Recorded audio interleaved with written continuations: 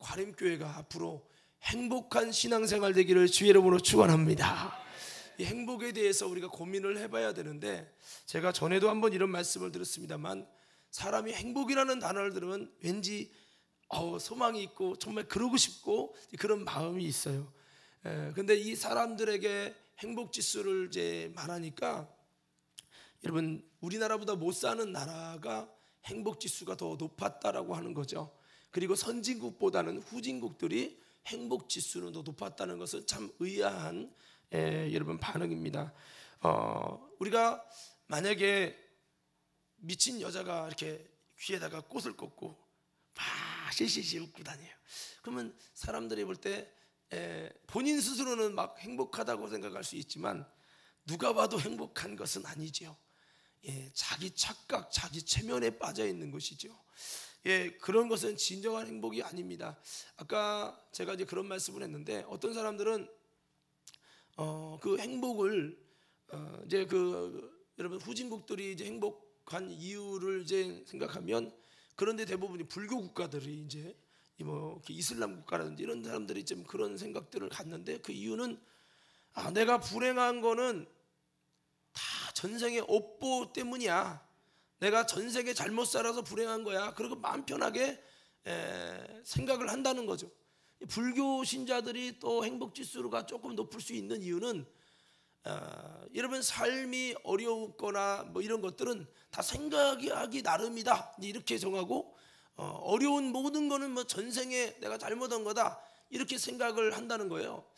근데 생각을 해봅시다. 여러분, 뭐 불교의 그 논리가 그렇지만은, 뭐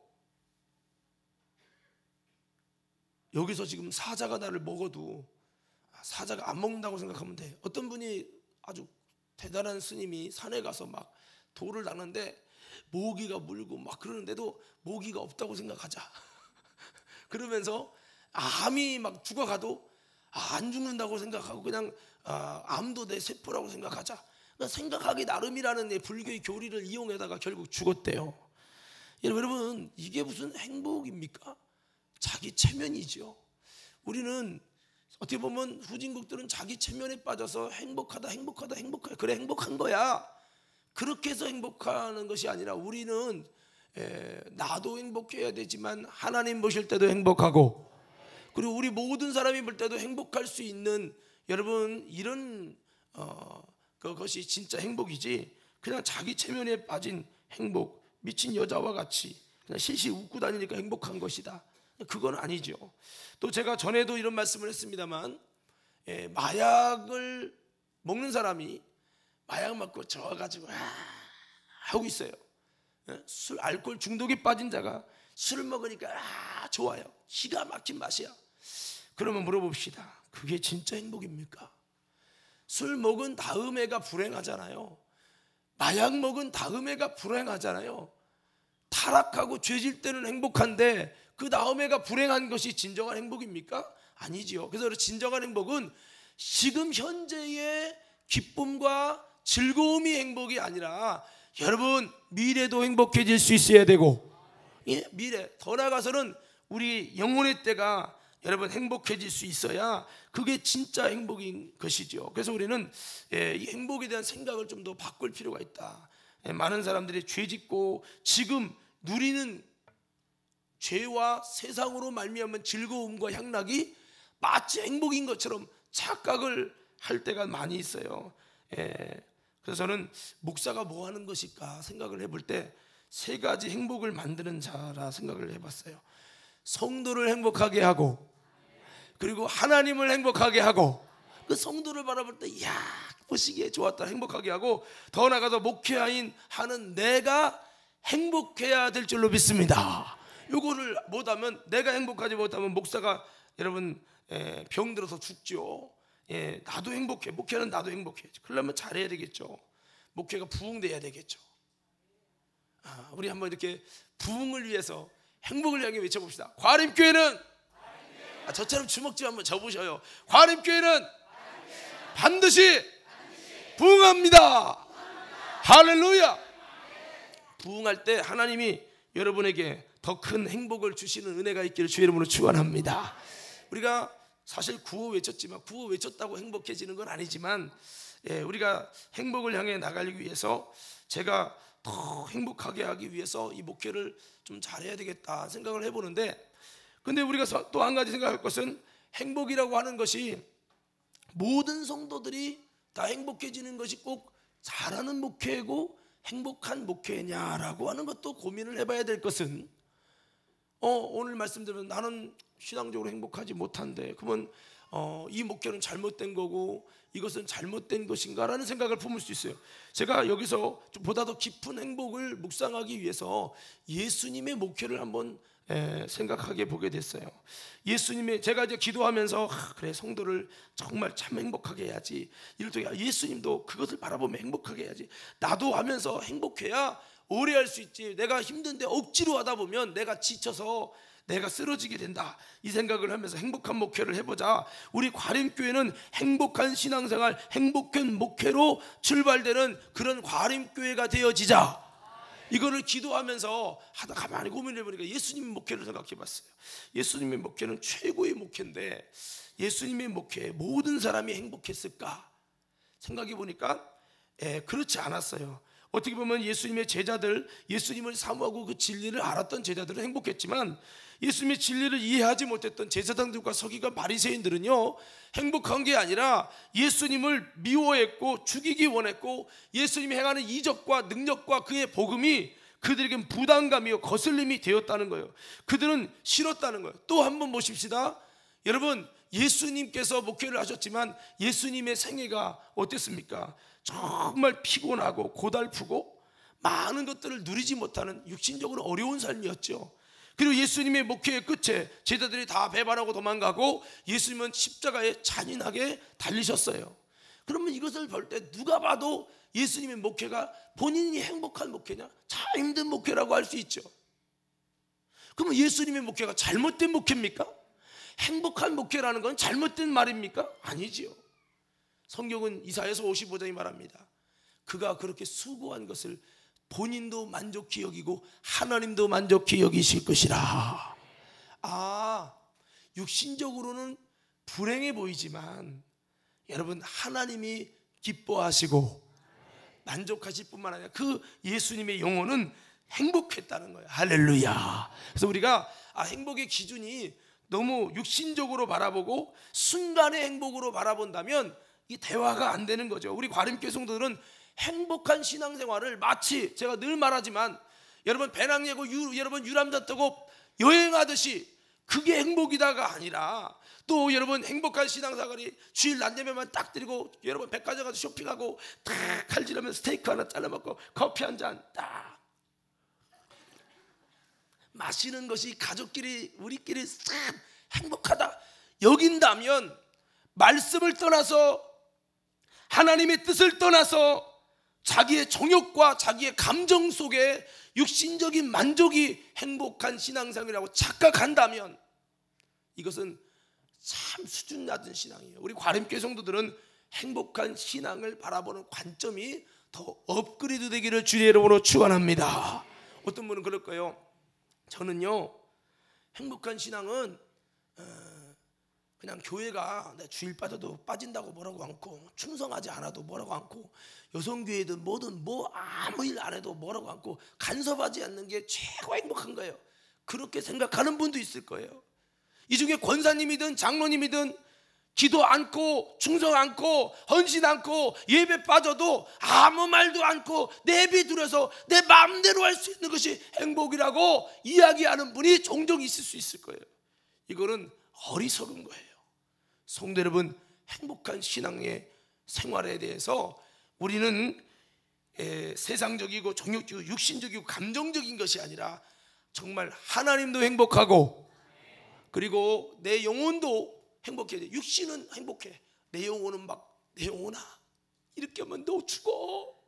내 영혼 죽어가고 있잖아. 너 이렇게 하면 안 돼. 주님 막 근심하고 눈물 흘리는데 이야 행복하다.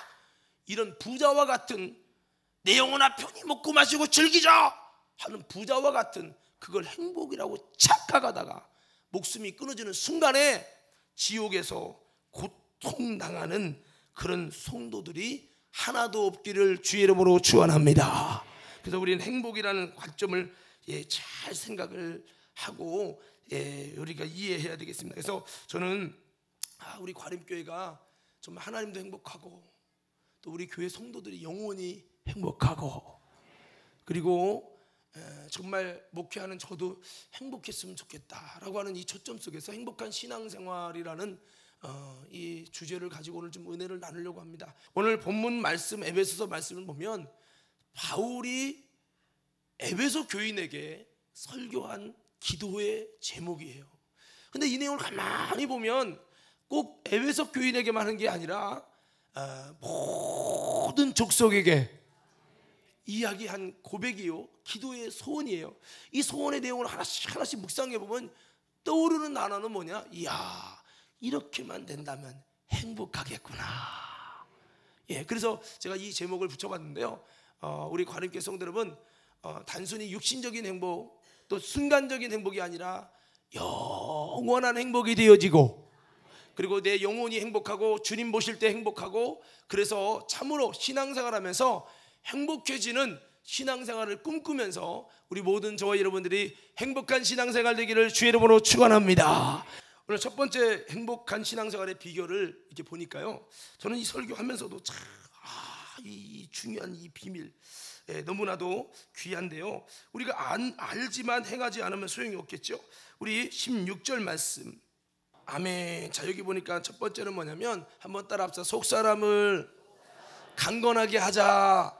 다시 한번 외쳐보자. 속사람을 강건하게 하자. 행복한 신앙생활 되려면 우리 속사람이 강건해져야 돼요. 제가 여러분 아시다시피 아팠잖아요. 중환자실에서 폐혈증 말기로 들어가서 정말 5초마다 밀려오는 그 복부가 이제 피가 차가지고 죽어가는 그 모습 속에 참 여러분 링거리라고 하죠. 한 20-30개가 붙어가지고 난리도 아니었습니다. 근데 너무 고통스러우니까 차라리 육신적으로 살고 싶지 않은 마음이 들 만큼 육신의 고통은 있었어요. 근데 제가 이 얘기를 왜 하냐면, 제가 지금부터 설명하는 내용을 설명하기 위해서예요. 제가 여러분 아프게 된 이유가 이 건강 관리를 잘못해서 그러거든요. 그러니까 이게 너무 무리하게 잠을 안 자고 피곤하게 사니까 이렇게 잠 안 자면 면역력이 이렇게 떨어진다고 하더라고요. 그것도 모르고 나는 그냥 열정만 갖고 하다가 이제 그렇게 됐는데요. 아파가지고 지금 집 밖에도 못 나가는 사람에게 아들이 와가지고, 아버지, 내가 유럽 여행권 갖고 왔습니다. 500만 원짜리 크루즈 여행권입니다. 아니, 아파서 집 밖에도 못 나가는데 내일 가기로 다 약속돼 있다는 거예요. 그러면 그게 무슨 행복하게 되겠습니까? 그 행복이 아니죠.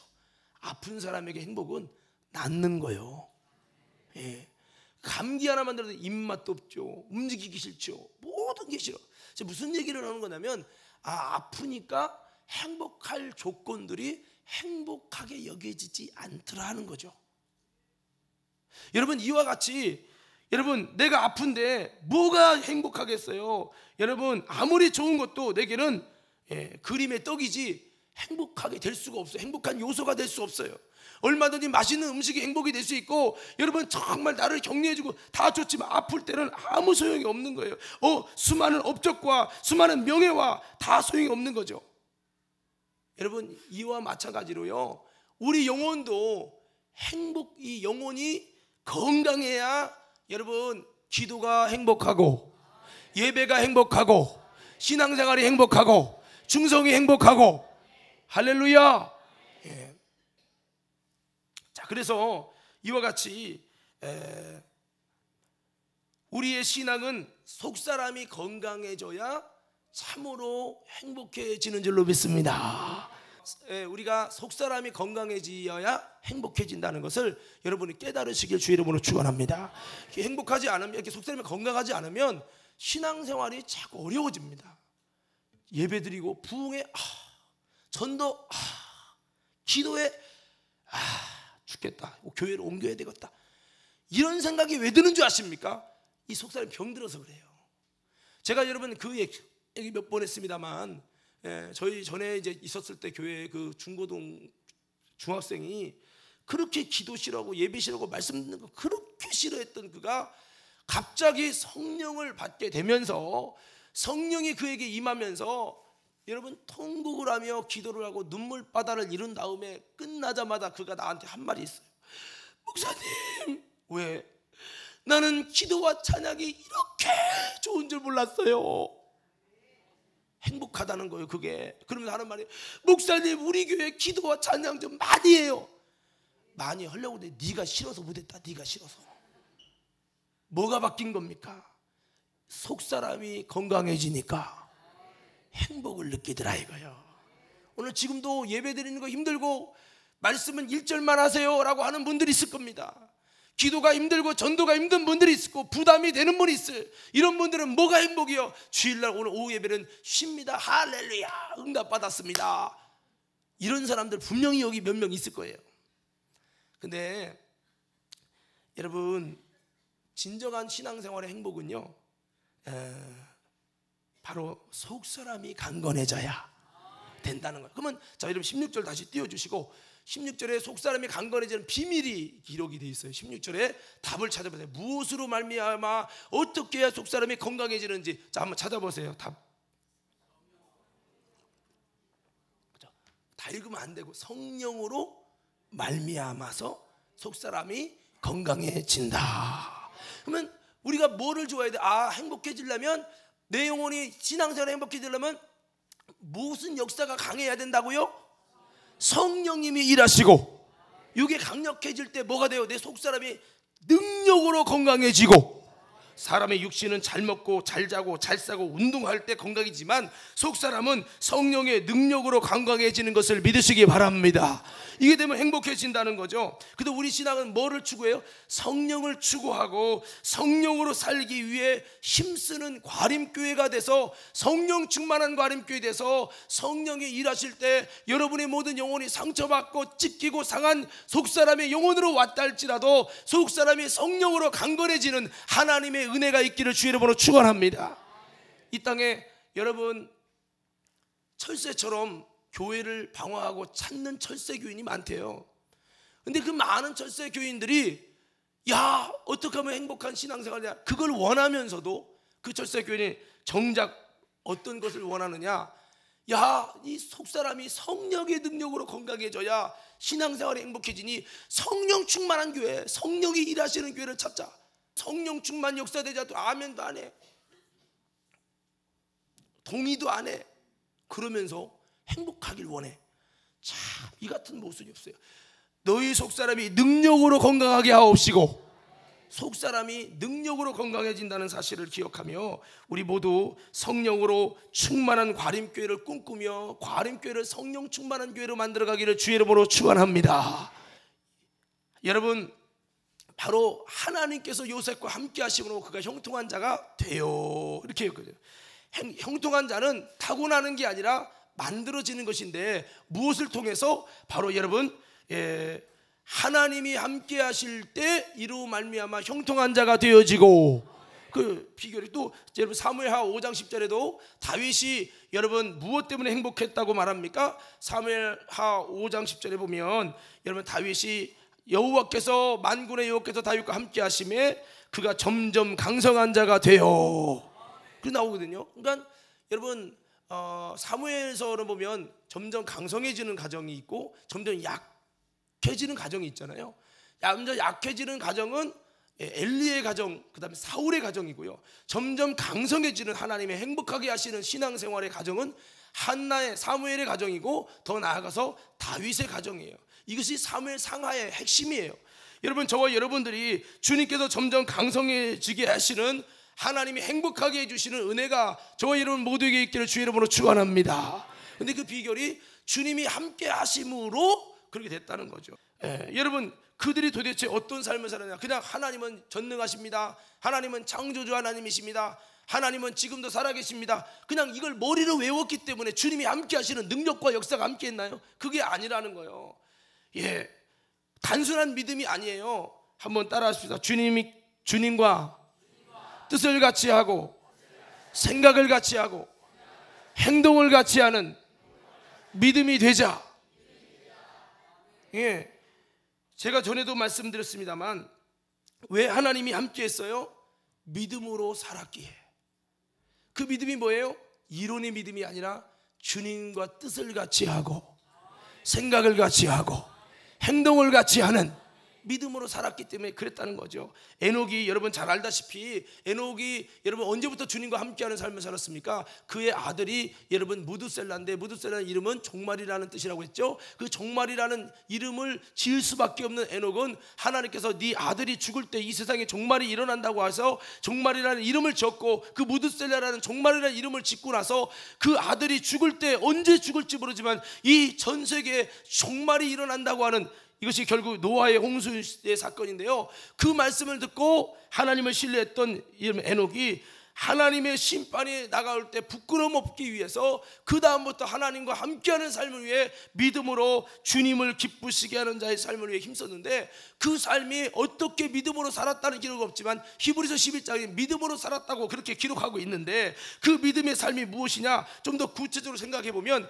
여러분 어떻게 하면 주님이 함께 하시게 될까? 더 믿음으로 사는 건데 어떻게 믿음으로 살면 주님이 더 함께 하실까? 성경의 약속을 보니까 신명기 4장 7절에 보면 기도할 때마다 주님이 함께 해주시고 가까이 해주신다고 약속을 하고 있어요. 그래서 우리가 기도가 어려워도, 정말 말세지변이 되면 더 기도가 부담이 되고 어려워도, 여러분 주님이 어떻게 우리 인생에 주님을 동원시키고 주님이 내 인생에 가까이 오도록 어떻게 만들 수 있어요? 여러분 그 비결은 우리가 기도할 때마다 하나님을 가까이 해주시고, 그러니까 우리는 기도를 통해서 주님을 가까이 하는 삶이, 주님이 가까워지는 놀라운 비결인 기도를 저와 여러분들이 잘 할 수 있는 과림교회로 세워가기를 주의 이름으로 축원합니다. 제가 이렇게 한번 외쳐볼게요. 하나님과 가까워지는 비결을 기도 외쳐보는 거예요. 하나님과 가까워지는 비결? 예, 기도. 그래서 기도할 때 주님을 가까이 해주시고 함께 해주시는 거죠.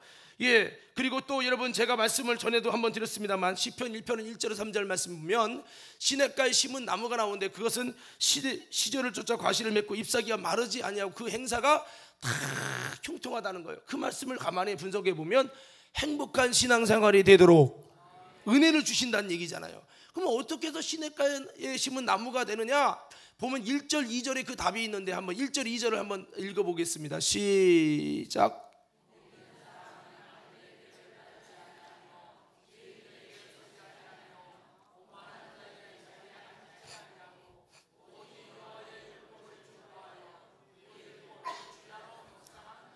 예, 우리가 다 아는 말씀이지만 이 말씀을 정리하면 죄와 악을 따르지 않고 뭐를 즐거워해요? 하나님의 말씀을 즐거워해서 그 말씀을 주야로 묵상하는 자로다. 즉 하나님 말씀을 가까이 하는 것이 바로 무엇입니까? 바로 하나님을 가까이 하는 시냇가에 심겨진 나무와 같이 된다는 거예요. 그래서 이렇게 말씀을 즐거워 가까이 하는 사람은 누구냐? 이는 하고 3절에 이는 하고 소개하고 있어요. 이 사람이 누구냐? 시냇가에 심은 나무와 같다는 거예요. 시냇가에 심은 나무는, 시냇가는요 생명이죠. 나무에게서는 물은 생명인데 이스라엘은 물이 없는데, 여러분 그 시냇가 곁에 있으니까 시냇가는 늘 물이 흐르잖아요. 물이 고갈되지 않잖아요. 그러니까 시냇가 곁에 있으니까 언제든지 물이 고갈될 수 없고 공급을 다 받을 수 있으니까 그 나무가 형통하고 행복해진다는 거죠. 이처럼 시냇가는 여러분 생명의 근원 되신 예수 그리스도를 의미하고 있고, 생명의 근원 되신 예수님과 가까이 심겨진 나무가 누구냐는 거죠.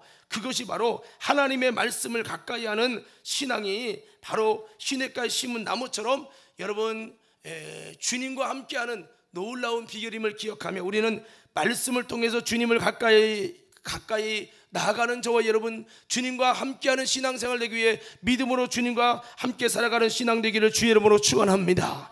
그래서 여러분, 주님이 나와 함께 하시도록 하는 이 비결, 행복해지는 비결은 믿음으로 말미암아 주님과 뜻을 같이 하고 생각을 같이 하고 행동을 같이 하는 믿음의 삶을 살아야 된다는 거죠. 자, 이것을 좀 더 구체적으로 좀 설명을 하고 있는데 고린도후서 5장 6절에서 7절 말씀해 보면 우리의 삶의 현실을 이렇게 영적 실체를 말씀하고 있습니다. 6절 7절 다 같이 함께 읽습니다. 시작.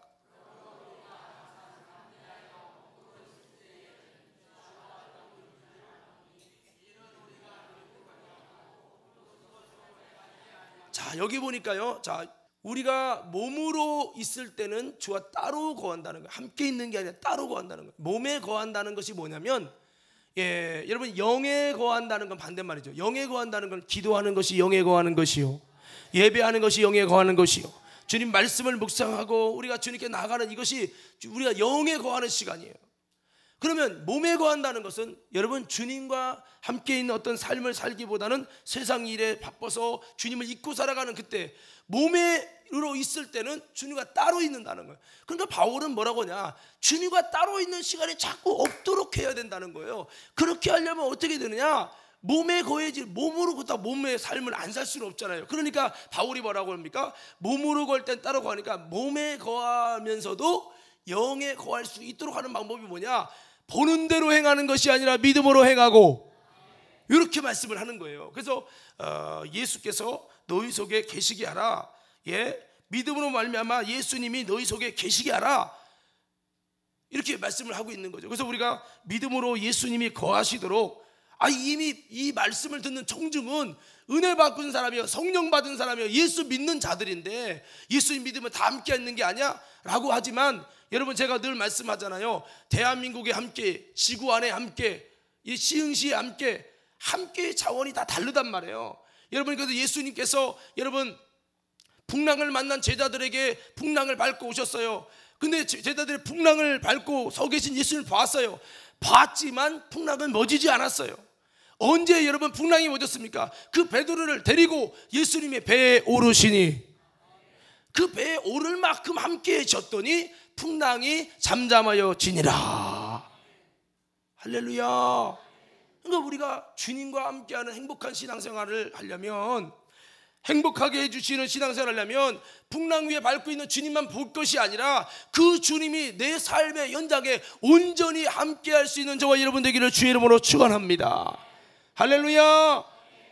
그래서 이와 같이 여러분, 우리가 육체 가운데 거할 때는 주님과 따로 거하니까 주님과 함께 있는 삶이 되기 위해서 이 믿음으로 정말 우리가 행하고, 이를 통해서 믿음으로 말미암아 주님이 함께 하시는 임마누엘 신앙을 만들 때, 여러분, 우리는 하나님이 함께 하심으로 형통과, 또한 여러분 더 나아가서 점점 강성하게 해주시는, 고난 중에도 하나님의 은혜 주셔서 행복하게 해주시는 우리 인생이 된다는 걸 기억하며, 여러분, 믿음으로 사는, 믿음으로 살려고 몸부림치는 그런 과림교회로 세워지기를 주의 이름으로 축원합니다.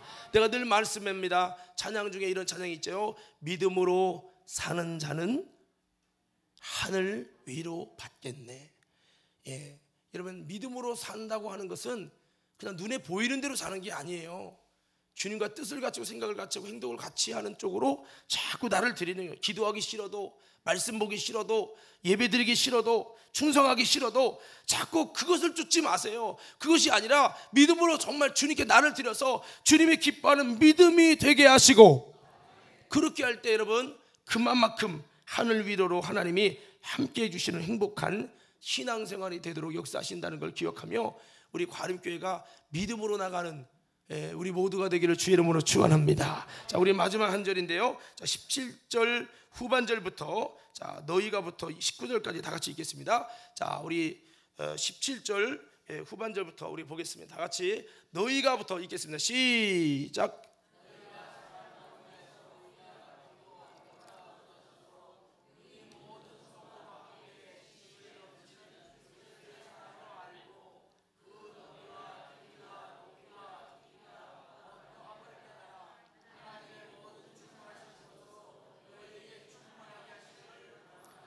아멘. 자, 여기 보면 이 내용은 한마디로 한번 따라 하십시다. 하나님의 모든 충만하신 것을 누리는 자가 되자. 여기 보니까요, 자녀가 아버지의 충만한 것을 누리면 행복할 겁니다. 우리는 만군의 여호와 하나님의 풍성함을, 그 하나님의 나라를 누리는 우리 과림교회 성도들 되기를 주의 이름으로 축원합니다. 우리 인간은요, 무능하게 살도록 원래 설계된 게 아니에요. 우리 인간을 지으시고 하나님의 복을 주시면 생육하고 번성하고 땅을 정복하고 다스리고 충만하라고 했어요. 이 5대 복이 에덴 동산에서 선악과를 따먹음으로 가시와 엉겅퀴로 바뀝니다. 그렇지만 주님께서 이 축복을 예수 그리스도로 회복하기 원하시고, 성령으로 회복하게 하기 원하시고 계신데, 우리가 여러분 하나님의 충만을 누리는 비결을 경험한 사도 바울이 이렇게 말을 하는 거죠. 하나님의 충만을 누리는 비결이 뭐래요? 17절부터 19절에 보니까 아버지의 사랑을 만나고 그 사랑이 뿌리 내리고 굳어져서 이제 그 사랑을 더 깊이 알기 위해서 힘쓸 때, 깨닫고 알아갈 때, 그를 통해서 하나님께서 그 사랑을 알아가는 자에게, 여러분 그 사랑을 소유하는 자에게 뭐를 주신다? 하나님의 모든 충만하심을 우리에게 주셔서 충만하게 하신다는 거예요. 그러니까 여러분 보세요.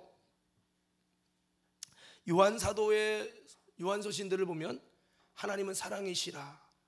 여러분 그 사랑에 대해서 예수 그리스도를 사랑으로 요약을 합니다.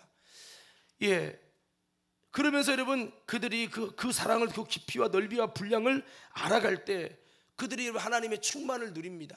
그래서 여러분 하나님이 충만하게 하시는 이 모든 충만, 사도 바울이 여러분 율법적으로 주님을 믿고 따를 때는 그 충만을 못 누렸어요. 예수님을 안 다음에 성령 안에서 그 예수님의 그 사랑을, 그 깊이를, 넓이를 성령으로 여러분 그 사랑을 알아가기 시작할 때 그에게 엄청난 충만의 역사가 일어나서요, 그를 통해 죽은 자를 살리고 귀신을 내쫓고 안진병이 일어나고 기적의 희한한 역사들이 일어나면서 그를 통해 엄청난 많은 영혼들이 변화되고 성령 받고 새로워지는 역사를 보면서 많은 것을 경험했다는 거예요. 그래서 내게 능력 주시는 자에서 내가 모든 것을 할 수 있느니라, 이렇게 고백을 했잖아요. 그래서 여러분 사도 바울이 에베소 교인에게 말하는 거예요. 하나님이 주시는 충만을 누리면 우리 신앙생활은 자동적으로 행복해지는데, 그것은 주님의 사랑을 만나고 또 체험하고 그것이 내 속에 뿌리 내려져서 이제 그 사랑을 알아가고 그 사랑을 위해 힘쓸 때, 그 사랑을 더 깨닫고 알아갈 때 여러분 참으로 하나님이 행복하게 하시는 그 충만을 우리 인생에 경험하게 되면서 이를 통해서 우리는 행복해지는 신앙생활이 되는 것을 믿으시기 바랍니다. 부부가요, 돈 주는 것도 좋지만 여러분 부부가 서로 사랑하고 사랑받을 때, 사랑받고 사랑할 때 부부가 행복할 줄 믿습니다. 이와 마찬가지로 신앙생활은요, 대상이 부부가 아니라 하나님과 우리와의 관계잖아요. 그래서 여러분 성경에도 물론 하나님이 우리의 신랑 되신 분이시라, 예수님이 신랑 되신 분이시라고 말씀해 주고 있지만, 여러분 우리가 그 하나님의 사랑을 받고 그 하나님의 사랑을 여러분 우리가 더 알아가고 나도 주님을 사랑하는 관계가 되지 않으면 신앙생활은 행복해질 수 없다는 거죠.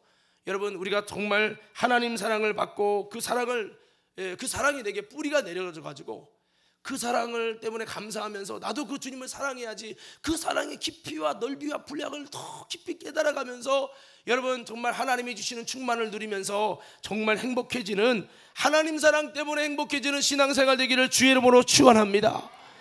하나님 사랑을 못 느끼면서도 행복한 신앙이 되겠다는 것 자체가 모순이라고 하는 것이죠.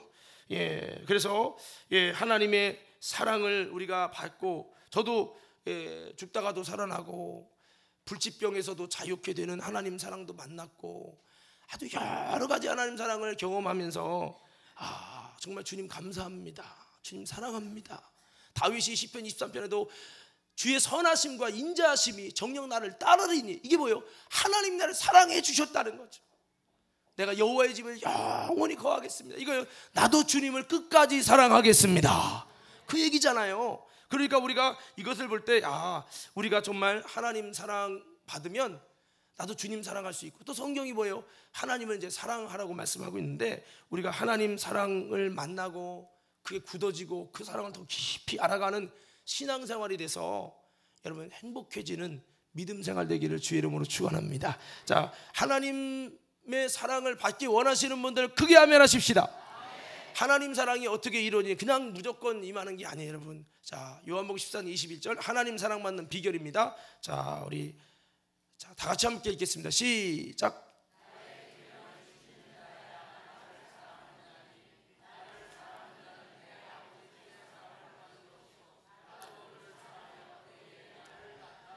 아버지 하나님께 사랑받는 비결이 뭐냐? 나를 사랑하는 자는 내 아버지께 사랑을 받을 것이요. 즉 우리가 하나님을 사랑해야 하나님의 사랑을 받는다는 거예요. 많은 사람은 나는 하나님 안 사랑해. 그래도 하나님이 나를 사랑해 주길 원해. 이게 모순이에요. 성경에도 구약에도 나를 사랑하는 자가 나의 사랑을 입으며 라고 기록하고 있어요. 그러니까 하나님 사랑은 누가 받냐? 그럼 여러분들이 하나님을 사랑하는 자라고 있으면 하나님의 사랑은 누가 받는다고요? 근데 본인은 하나님 사랑 절대 안 해. 예배도 안 와, 말씀도 안 들어. 여러분 정말 하나님 말씀 이런 거 관심도 없어. 그러면서 나는 하나님 사랑 받고 싶대요. 모순이죠. 하나님을 사랑하는 자가 여러분 하나님의 사랑을 받고 그런 경험을 하는 거죠. 예수님도 그를 사랑해서 그에게 나를 나타내리라. 예수님이 사랑해서 사랑한다는 증거를 삶 속에 행복하게 해주는 삶으로 나타내 주시겠다는 거예요. 그러니까 우리가 주님 사랑해야 되는데 여러분 뭐가 사랑일까요? 주님 사랑해. 눈물을 흘려서 와, 나 너무 주님 사랑해. 이야, 나 너무 사랑하는 것 같아. 그게 사랑이 아니고 오늘 성경에 뭐라고 말하고 있어요? 주님의 계명을 지키는 자라야 나를 사랑하는 자니. 오늘 저와 여러분들이 우리 과림교회는요 하나님의 말씀을 지키기 위해 힘쓰는 교회가 되기를 주의 이름으로 축원합니다. 요셉이 보디발의 아내가 유혹했지만 하나님 말씀을 범하지 않고 말씀을 지키려고 그 감옥에 들어가면서까지 주님의 계명을 지키는 모습을 볼 때 야, 네가 진짜 나를 사랑하는구나. 할렐루야. 예, 그렇게 된 것이잖아요. 그래서 주님의 말씀을 지키기 위해 힘쓰는 과림교회, 바로 하나님 사랑받는 교회, 예수님의 사랑이 드러나고 나타나는 교회요 인생이 될 것이니 행복한 신앙생활을 위해 그렇게 전진하는 우리 모두가 되길 바랍니다. 하나님 사랑 못 받는 비결, 여러분 요한일서 2장 15절 17절, 예, 하나님 사랑 못 받는 비결이에요. 자, 다 같이 한번 읽고 말씀 마치겠습니다. 자, 다 같이 읽습니다. 시작.